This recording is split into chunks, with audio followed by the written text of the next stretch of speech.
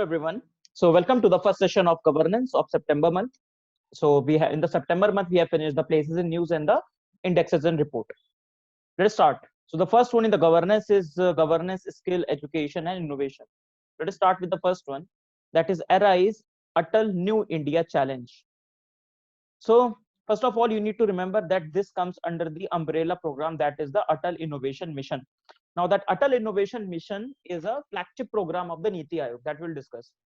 This particular program of the Niti Aayog, that is Arise, under the umbrella of the Atal Innovation Mission, is for the MSME. For innovation is MSME and the startups. Okay, so remember the Arise program. Okay, chalo. So it will give support the deserving applied research based innovation, providing funding support to 50 lakh for speedy development of proposed technology solution. You don't have to go into too much technical details of it. For example, if such questions are being asked, such questions are asked in the context of the overall, okay, under which category this lies in, okay, for MSME, or is it for the big corporates, or it is for the grassroots innovation, something like that. So let us see. So important thing is that this will be led by ISRO, will be driven by ISRO, and that's why it becomes a bit important. Okay, it is under arching umbrella of the Atal Innovation Mission, which is an initiative of the Niti Aayog, and it is driven by the ISRO and the four ministries, that is Ministry of Defense, Ministry of Food and Processing, Ministry of Health and Family Welfare, and Ministry of Housing and Urban Affairs. These are the four ministry, and ISRO are the one who are dealing with it. Okay, there are few more things. There are total 15 challenges that are there, and for every five stakeholder that are there, ISRO and four ministry, 3 challenges are given under the each and every stakeholder. So one is ISRO and 4 are the ministries, and the grant of 50 lakh will be given over the period of 9 months, and later on, and if you develop a good prototype, then further grants will be given to you. Okay, so it's an Atmanirbhar Arise Atal New India Challenge. Now let us discuss something about the Atal Innovation Mission. Atal Innovation Mission, again, as I told you, it's a flagship initiative for fostering a culture of innovation and entrepreneurship. ठीक है, बहुत आसान है. Within Atal Innovation Mission, the flagship umbrella mission of the Atal Innovation Mission, you have different components. Okay, so the objective is to develop the new program and policies, fostering innovation, platform, collaboration, awareness, umbrella structure, and all these things. Overall, it is focused towards the innovation architecture in the country. Now, under this mission, you have a lot of different intervention happening at a very different platforms at different levels. So first, at the school level, very important initiative, that is Atal Tinkering Lab. That is at the school level for promoting scientific temper and all these things, right? Scientific temper, curiosity to the students, aptitude identification. Then you have the Atal Community Innovation Center between the unserved and the underserved region and the communities. Then you have the Atal Incubators for university, industries, for startups. Then Atal New India Challenge, that is innovation with a national impact. That means the areas which are important with respect to the national priorities, let's say health, education, water, sanitation, nutrition. These are the national challenges, and for that they come up with the New India challenges, and there you can apply and you can present your own workable solution. Then the Arise program that we have discussed, that is applied research and innovation for small enterprise. I have arranged it like that so as to, it's like a pyramidal structure, you can see, right? Starting with the students with a huge base, then communities, then incubator, then New India challenge, then finally Arise. And the backdrop of it is provided the mentorship and the partnership. So with the help of the collaboration with the public, private sector, your NGOs, academics, and the institutions. So this is the overarching base support provided by the Niti Aayog. This is your overall Atal Innovation Mission. For example, in the mains examination, if the question comes, for example, with respect to the innovation architecture, you can make a very simple diagram. You can eliminate few pillars in between, few bases in between, and you can make a very smooth and very good diagram in between. Okay, three or four levels of it. So it presents the innovation architecture going forward in the country, or boosting the innovation from the below. Chalo. Then next is an entrepreneurs in residence program. Entrepreneurs in residence program. Now remember, this is not a Niti Aayog initiative. Okay, this is an initiative by the Department of Science and Technology, and within the DST, again an umbrella program that is there, that is the Nidhi program. So Nidhi is National Initiative for Developing and Harnessing Innovation. So within DST, you have Nidhi program. Nidhi program is again a umbrella program that is there. So the idea is to support the aspiring or budding entrepreneurs of the considerable potential pursuing technology initiative. So they'll be given again a grant. Some grants will be given to them. Okay. Importantly, you need to remember that this is under the Nidhi program and under the Department of Science and Tech. Okay. Chalo. So opportunities under the Nidhi IR program. So guidance from the experienced, innovative, high successful entrepreneurs will be given. From the name itself, identify entrepreneurs in residence means that you will get some institutional help, or you'll get some hand holding, you'll get some examples from the entrepreneurs which are being successful, which have developed their ideas into innovations and marketable innovations. So best practices for starting the business, broaden the professional network, providing co-working space, and all these things. All these programs are there to cater to the idea of the creating entrepreneurs, creating the job providers to the nation. Then you have the Nidhi program, so umbrella program that we have discussed under the Department of Science and Tech, Nidhi program.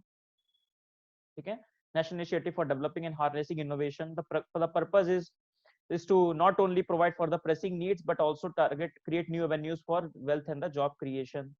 So accelerate a journey from the prototype to the startups, from prototypes to innovation, and for example, innovation which are marketable products. Now within the Nidhi, you have a lot of program. For example, Nidhi Grant Challenges and Competition, Nidhi Prayas, Nidhi Entrepreneurs in Residence that we have discussed today, support system to reduce risk, Startup Nidhi, and a lot of them. Last year, we have discussed one program that is Nidhi Prayas, that is promotion and acceleration of young and aspiring technology entrepreneurs, supporting an idea to a prototype. So Nidhi Prayas was an initiative that we have discussed last time, and under Nidhi Prayas, we have discussed this initiative, that is Skytech Aeron. So new technology which has been developed, and under the Nidhi Prayas, they have got the funding. So what you need to remember? You need to remember that Atal Innovation Mission under Niti Aayog, Nidhi program under the DST. Within the Nidhi program, they provide such supports to entrepreneurs as well as to the innovators. Okay? Chalo. Next is Vajra scheme, that is Visiting Advanced Joint Research Faculty scheme. Very important scheme for education sector and for with respect to our diaspora as well. Why? Because we are inviting our diaspora, a very high skilled and educated diaspora, to come in India and become the part of our faculty panel. So the scheme is to bring the overseas scientists and academicians, including the NRIs and the OCIs, to work in the publicly funded institution university for a specific period of time under the DST, Department of Science and Technology, and under the SERB, that is Science and Engineering Research Board, which is a statutory body under the DST. Okay. Within the DST, there is a statutory body, that is SERB. SERB is heading this particular scheme, that is Vajra scheme. Okay. Chalo. From the name itself, Visiting Advanced Joint Research Faculty scheme. Now last year in the September month, Modi government has claimed that they got a very good response from the foreign faculties in this. Modi ji speech, you can see more than 7 lakh Indian students and nursing academics, they are pursuing the academic progress abroad, and hence they can contribute to the India. Okay, so they will be provided assignments to overseas scientists. Assignments will be provided to undertake high quality collaborative research in cutting edge of science and tech with one and more Indian collaborators. Very easy scheme, but very important scheme. Okay. So remember, it is not under the MHRD. It's not under the MHRD. You need to prepare schemes like that this is not under MHRD, because if the question will be asked, they can ask you such question that it is under the MHRD or like that. So Vajra scheme is under that. So these are the initiatives from education and innovation. Now let's go to the health and nutrition in this particular section. The first one is Pradhan Mantri Swasthya Suraksha Yojana. Pradhan Mantri Swasthya Suraksha Yojana. Now, Pradhan Mantri Swasthya Suraksha Yojana is responsible for the creation of the AIIMS-like institutions and upgradation of the government medical colleges. That is the work of this Pradhan Mantri Swasthya Suraksha Yojana. That means the infrastructure creation that is being done, AIIMS, and the upgradation of the medical colleges is under this particular scheme. So any funding will be given under it, will be under this umbrella scheme. Okay? It was established in 2002, in correcting the regional imbalances in the availability and affordability and reliability of tertiary healthcare services and also to augment the quality medical education in the country by the Ministry of Health and Family Welfare. Okay. This is your, so two components, that is the setting up of the new institution like AIIMS and the upgradation of the government medical college. Why it's in the news? Because the government had decided to put one AIIMS into the Darbhanga in Bihar. Okay. Chalo. Next is the Poshan Mah, very important. So every year in the September month, government celebrates this Poshan Mah. Okay. So every year September month. Okay, during this month activity, nutritional awareness and Poshan Abhiyan will be carried out by all the states and the union territories up to the grassroots level. Now this Poshan Mah is under the overarching umbrella scheme, that is the Poshan Abhiyan. You see, what you need to understand with respect to these government schemes, and that will help you in the mains exam as well, when you understand these flagship schemes, the umbrella schemes, under which umbrella these things fit in. When you understand that, it becomes so easy to remember these schemes, and it becomes so easy to reproduce those schemes in the main exams and recollect these schemes in your prelims exam. And this should be your purpose reading these particular schemes. Now, Poshan Mah, very easy. September month, what they will be doing? They will do all these awareness things just on the idea of the Swachh Bharat Abhiyan. Swachh Bharat Abhiyan, they used to have Swachh Bharat Akhada. So they will take up intensive awareness campaigns. Obviously, under the Poshan Abhiyan, awareness campaign is a very important component of it. But in the Poshan Mah, they will take up very aggressive awareness campaign things, right? So that is the idea. So if we talk about the National Nutrition Mission, National Nutrition Mission, that was undertaken in 2018. Now that in 2018, the government has saw very poor ranking on the Global Hunger Index. We'll discuss someday. So Global Hunger Index, India places very poorly every year. For example, in India, there are a lot of children which are shunted, more than 37% underweight and all these things. Recently, National Family Health Survey 5 has also been released, which also says about these things. Yes, some improvement has been done, but again, there exist a lot of problems on the Poshan front. Hence, the government has decided to take up this intervention. Now, this intervention was also based upon the idea of the mother and child, one chapter in the economic survey, where they have talked about that 1000 years from the conception of the child to the birth, for example, including the time of the pregnancy, we have to invest a lot in the mother as well as in the child. So 1000 days, those 1000 days, if we target, that will provide a very high return on investment as compared to providing the anemia tablets and providing this immunization later on. So we need to focus and we need to intervene at this level, and we need to provide very specific intervention at this level. Okay. In that context, Niti Aayog has come up with a national nutrition strategy in 2018. Before this, based upon this national nutrition strategy, they have come up with a national nutrition program mission. So it's a mission mode program. First of all, mission mode saying that they have provided quantitative targets that they have want to achieve. So achieve, for example, shunting 2% by 2% every year by 2022. So they want to make India Kuposhan Mukt Bharat by 2022. Undernutrition 2%, anemia 3%, low birth rate 2%. So they want to reduce it every year. These are the every year targets which are being given. Then the budget, the money comes from 50% of the money is coming from the World Bank and other multilateral development banks, and 50% money is coming from the government of India's budget. Then how the money is going? So 60-40, that means the central government and the state government will contribute 60% and the 40%, and 10-90 and 10% by the northeast states and the Himalayan states. These are the governments, not only government of India. And 100% contribution by the central government to the union territories without the legislature. Very easy to understand. So the money, incoming money, World Bank and the governments, and the outgoing money, how it will be spent, 60-40 means within the budget, 60% by the central government, 40% by the state governments, where the normal states are there. Then northeastern and the Himalayan states, 90-10, and then 100% union territory without the legislature. Okay? Chalo. Now this Poshan Abhiyan is based upon the 4 critical strategies or 4 critical pillars. First is the intersectoral convergences. Intersectoral convergences means the convergence of the ministries. Let's say Ministry of Health and Family Welfare, Ministry of Women and Child Development, Ministry of Agriculture. Ministry of MHRD, let's say, Ministry of Education now. So all the ministries needs to converge based upon this. For example, midday meal program, है ना? For example, agriculture, providing the PDS system. For example, Ministry of Women and Child Development, Anganwadis, Ministry of Health, for example, immunization. So all these needs to come forward, and all needs to converge and provide a synergy. That is the synergy at this level. Then incentivization at the various level. Every stakeholder needs to be incentivized, especially the frontline worker, that is Anganwadi, ANM, and the ASHA workers. They need to be incentivized, and they need to be told that these are the incentives you will get to get this done. Incentive not only for the frontline workers, but also for the state governments. For example, the states which will do well, they will be given some incentives. More incentives will be given to them. Then intensified health and nutritional targets. So targeted approach, as we have discussed, and for the first 1,000 days, this strategy is being done, or this strategy has been given.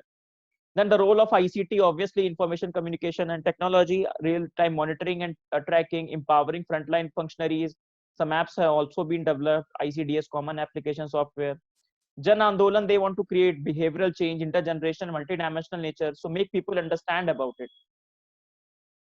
So when people understand that what is the significance of providing a proper nutrition, they'll understand the idea of it. Social audit, let's say, so that people became a participant in this process. So these are the 4 key pillars or strategy of your national nutrition mission. Let's come to the next segment of current affair, that is vulnerable section of society. Only one current affair that is there. Ambedkar Social Innovation and Incubation Mission. Now ministry responsible is Ministry of Social Justice and Empowerment. Okay.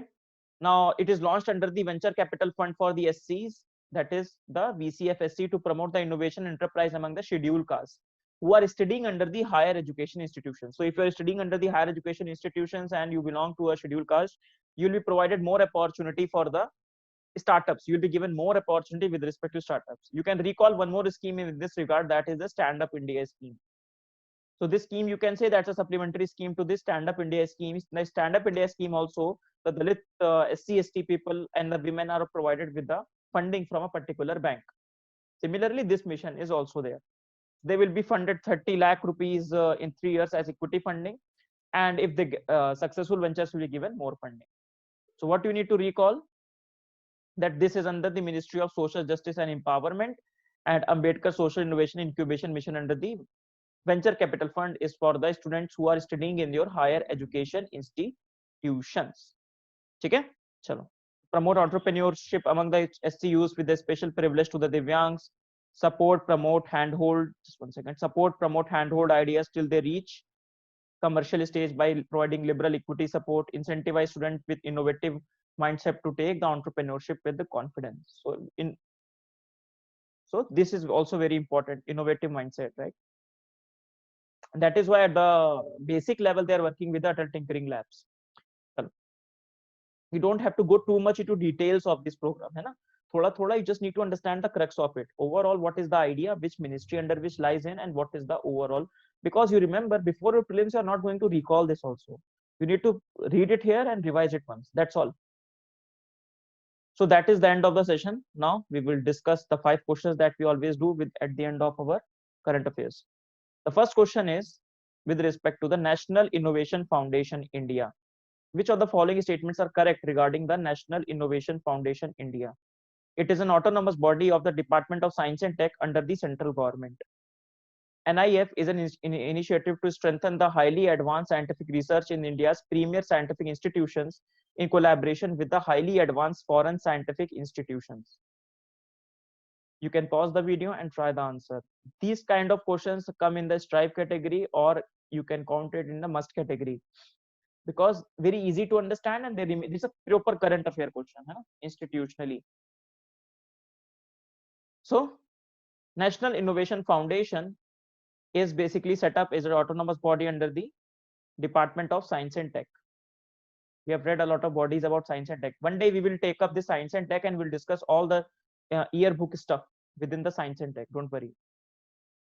Maybe next month in the governance we'll take up this science and tech DST under the all the yearbook stuff. For example, what are the statutory bodies, what are these bodies? Last time, for example, we have discussed the Ministry of commerce and industries, right? We have discussed all the bodies which are under this particular ministries in the economy section.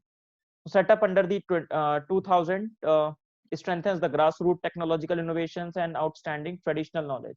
So this is not focused on the higher education or what was being said, advanced scientific research in the premier scientific institution. No, this innovation foundation is focused on the grassroots innovation and traditional knowledge.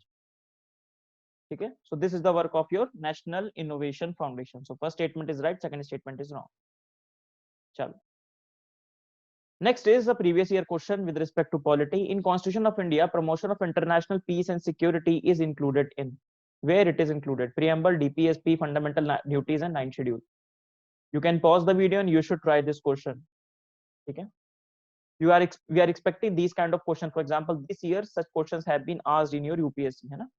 एक बार आया था, इस बार आया था. For example, under which provision the separation of the judiciary and the executive is there, right? So earlier UPSCs all have asked these sort of questions. So we need to be prepared with respect to these. All the provisions of the fundamental rights, DPSP and fundamental duty, at least these three should be on our tips. All the articles, all the things on the tips. Okay, Article 50, Article 44. Someone asks you Article 45, you are able to recall 46, 47, 48. Every article of DPSP and fundamental duties. Not a very hard thing. So this comes under the DPSP. DPSP from Article 36 to 51, and Article 51 says that promotion of international and peace and security, that would be a DPSP. So states shall endeavor to promote international peace and security, maintain just and honorable relationship between the nation, foster respect for international law, treaty obligation in dealing with organized people with each other, and settle the settlement of the international disputes by arbitration. Now this is a controversial thing, because for example on the Kashmir issue we don't accept this arbitration, but the argument of the government is because they say that is an international dispute. So they say that Kashmir is not an international dispute, Kashmir is a bilateral dispute. Okay, or Kashmir is an internal matter of India. So just remember these 4 points are there. First, maintain, promote international peace. Second, just and honorable relationship. Third, respect international laws and treaties. And fourth, arbitration. If you able to recall and write this in your essays, in your ethics paper, or in your GS papers, word by word, line by line, keywords, you will definitely get half a mark extra. So that is the advantage of these constitutional articles. And we know all about these things, but a lot of time we tend to forget it. So answer is your DPSP. Let's go to the third question. Which part of the Constitution declares the ideal of the welfare state? DPSP, fundamental rights, preamble, and 7th schedule. Again, you can pause the video and try this question. Which part of the Constitution declares the ideal of the welfare state? Later on, UPSC can ask you the reverse question as well. For example, they can ask you under which article it is there. So they can give you Article 50, 51, 52, 49. They can go up to that extent. So be ready with respect to that as well. Chalo. Now, this is again a very easy question under Article 38. So it is under Article 38, which Indian Constitution talks about the welfareism. That state needs to secure a social order for promotion of the welfare of the people. There comes the idea that India will be a welfare state. The state will strive to promote the welfare of the people by securing and promoting as effectively as it may a social order in which justice will inform all the institutions of the national life. Very important line, right? In which justice, socio-economic and political, shall inform all the institutions of national life. Such a very good line, right? You can end your essays. You can start your essays by this line. In fact, Constitution sometimes provide us very good lines, which you can directly use into the introduction and the conclusions of your essays, or in your ethics, or in your GS conclusions, or your introductions. So iski list bana ke rakh lijiye. Make a list of these things. Chalo. So the idea of the welfare state is, answer is DPSP. Let's go to the next question. Very interesting question. Interesting topic in our Constitution itself. So the due process of law provides for judicial scrutiny against the arbitrary actions of the executive only. The procedure established by the law provides the judicial scrutiny against the arbitrary actions of both legislative and executive. Article 21 explicitly mentions the procedure established by law. So you can pause the video, because this, if you have read polity, this would be a very easy question to solve. Okay, pause the video and try the answers. And let us also know in the comment box how many questions you got right. Huh? Chalo. Chalo. So if we talk about the Article 21, so Article 21 is just a small, simple line that is written in our constitution, such a simple, innocent line. But Article 21, as you know, it's been expanding like anything. This has been the article which has expanded and interpreted by the Supreme Court and in the widest of the terms. For example, the recently right to privacy. We have also got the right to privacy under Article 21. So Article 21 is such an open article which has been interpreted by the Supreme Court very liberally as we have progressed in our democracy. In fact, it is the Article 21, expansion of the Article 21 has ensured the individual rights and liberties in our constitution. And judiciary has been one of the proactive enabler of this journey. So the Article 21 says that no person shall be deprived of his life and personal liberty except according to the procedure established by the law. So this is given in your constitution. So this is the constitutional language. They have provided this particular language that no one shall be deprived of his life and personal liberty according to the procedure established by the law. So these are the choices of the word done by the constitutional framers. Okay. So in Gopalan case, so in Gopalan case, they have taken the narrow view of Article 21 and they have said that whatever has been written in the constitution, that is the procedure established by the law, we will take up that. What do we mean by that? Let us understand this first. So procedure established by the law, that means that whatever the procedures, if the procedures are fine, that is, if a law is a valid law, if it follows the correct procedure, that means the legislature which has the competency, for example, let's say on the issue of, let's say, police, who has the authority to make law, that is the state government. So if they have the competency to make the laws, have they done that? Yes. Do they follow the proper procedure? That means how the law is being passed, consent of both the houses, that's fine. So if they have followed the correct procedure, then the intent does not matter of the law. Intent does not matter in a law if they have followed the proper procedure. That means they go for the procedural justice, or they don't take care whether that law is unfair, reasonable, unjust. Let's assume, let's give an hypothetical example.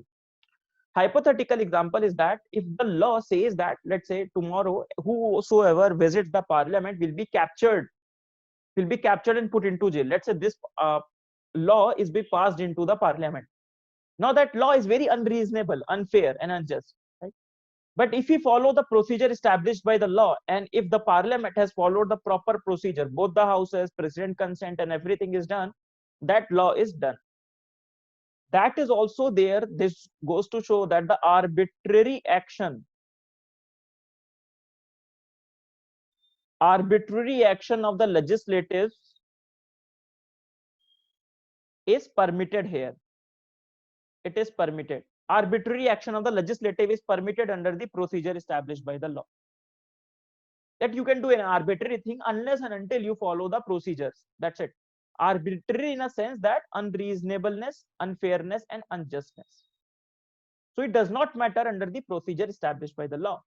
But when you go for the due process of law, and that is an American term, that is an American idea, American principle, that they say that not only the procedure needs to be correct, but also the law itself, the very intent of the law, it needs to be fair, just, and not arbitrary. It needs to follow certain principles. It needs to be in congruence with the individual right, with the idea of fairness, with the idea of liberty. That is the due process of the law. Okay, I hope you have all read it. So this is your due process of law. That law itself needs to be fair, just, and reasonable, and not arbitrary. Okay, chalo. Now I'm discussing our constitution.